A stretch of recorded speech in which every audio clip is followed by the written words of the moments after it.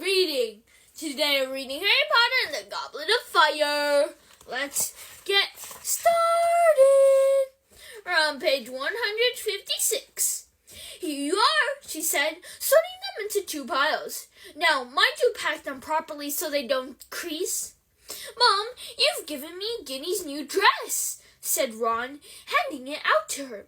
Of course I haven't, said Mrs. Weasley. That's for you. Dress robes.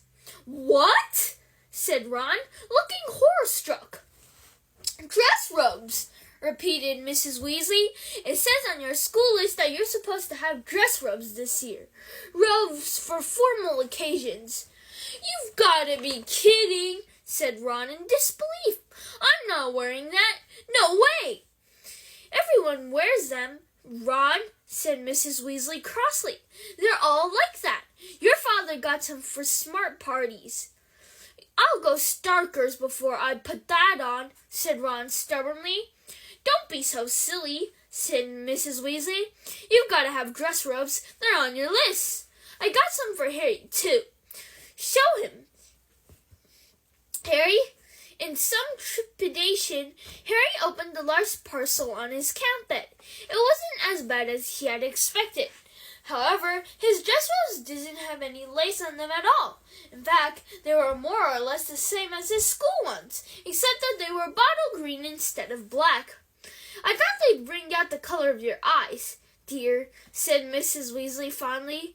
Well, they're okay, said Ron angrily, looking at Harry's robes. Why couldn't I have something like that? Because, well, I had to get your second hand, and there wasn't a lot of choice, said Mrs. Weasley, flushing. Harry looked away. He would willingly have split all the money in his Gringotts vault with the Weasleys, but he knew they would never take it.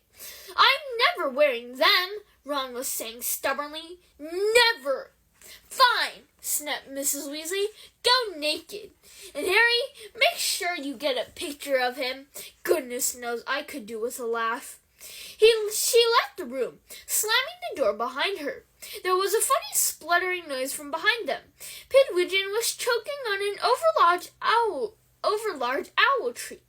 Why is everything I own rubbish? Said Ron furiously, striding across the room to unstick Pigwidgeon's beak. Chapter 11. Aboard the Hogwarts Express. There was a definite end of the holiday gloom in the air when Harry awoke next morning.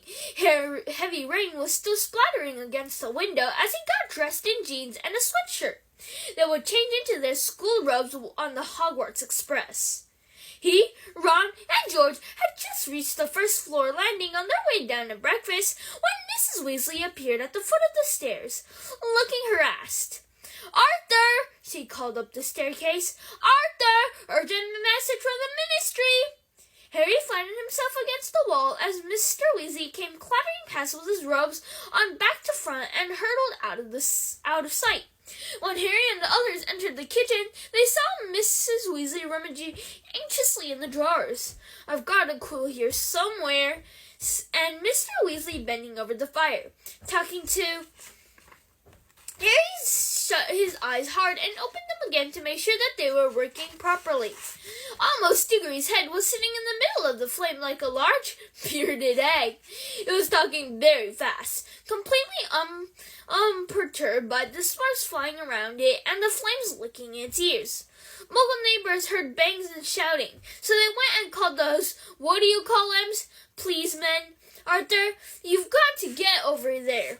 Here, said Mrs. Weasley, breathlessly, pushing a piece of parchment, a bottle of ink, and a crumpled quill into Mr. Weasley's hand. It's a real stroke of luck I heard about it, said Mr. Diggory's head. I had to come into the office early to send a couple of owls, and I found the improper use of magic law all setting off. If Rita Skeeter gets hold of this one, Arthur... What does Mad Eye say happened? Said Mr. Weasley, unscrewing the ink bottle, loading up his quill, and preparing to take notes. Mr. Diggory's head had rolled its eyes. He says he heard an intruder in his yard. Says he was creeping toward the house but was ambushed by his dustbins. What did the dustbin do? Asked Mr. Weasley, scribbling frantically. Made one hell of a noise and fired rubbish everywhere, as far as I can tell, said Mr. Diggory. Apparently, one of them was still rocketing around when the policeman turned up. Mr. Weasley groaned. And what about the intruder? Arthur, you know Mad-Eye, said Mr. Diggory's head, rolling its eyes again. Someone creeping into his yard in the dead of the night? More like there's a very shell-shocked cat wandering around somewhere covered in potato peeling. But when the improper use of magic law got their hands on Mad-Eye, he's had it. Think of his record. We've got to get him off on the minor charge. Something in your department. What are exploding dustbin worth? Might be a caution, said Mr. Weasley, still writing very fast, his brows furrowed. Mad-Eye didn't use his wand. He didn't actually attack anyone. I bet he left out a bit and started jinxing everything he couldn't reach through the windows, said Mr. Diggory. But they'll have a job proving it. There aren't any casualties. All right, I'm off, said Mr. Weasley as he stuffed the parchment with his notes on it onto his pocket and dashed out of the kitchen again. Jinxing everyone is crazy. Mr. Diggory's head looked around at Mrs. Weasley. Sorry about this, Molly, it said, more calmly. Bothering so early and everything, but Arthur's the only one who can get Mad-Eye off, and Mad-Eye's supposed to be starting his new job today. Why, and he had to choose last night. Never mind, Amos, said Mrs. Weasley. Sure you won't have a bit of toast or anything before you go? Oh, go on, then, said Mr. Diggory. Mrs. Weasley took a piece of buttered toast from a stack on the kitchen table, put it on the fire tongs, and transferred it to Diggory's mouth. Thanks, he said in a muffled voice, and then, with a small pop, vanished. Harry could hear Mr. Weasley calling hurried goodbyes to Bill, Charlie, Percy, and the girls. Within 5 minutes, he was back in the kitchen, his robe on the right now, dragging a comb through his hair. I'd better hurry. You have a good turn, boys, said Mr. Weasley to Harry, Ron, and the twins, fastening a cloak over his shoulder and preparing to disapparate. Molly, are you going to be all right taking the kids to King's Cross? Of course I will, she said. You just look after Mad-Eye. We'll be fine. As Mr. Weasley vanished, Bill and Charlie entered the kitchen. Did someone say Mad-Eye? Bill asked. What's he been up to now? He said someone tried to break into his home last night, said Mrs. Weasley. Mad-Eye Moody, said George thoughtfully, spreading marmalade on his toast. Isn't he that nutter? Your father thinks very highly of Mad-Eye Moody, said Mrs. Weasley sternly. Yeah, well, Dad collects plugs, doesn't he?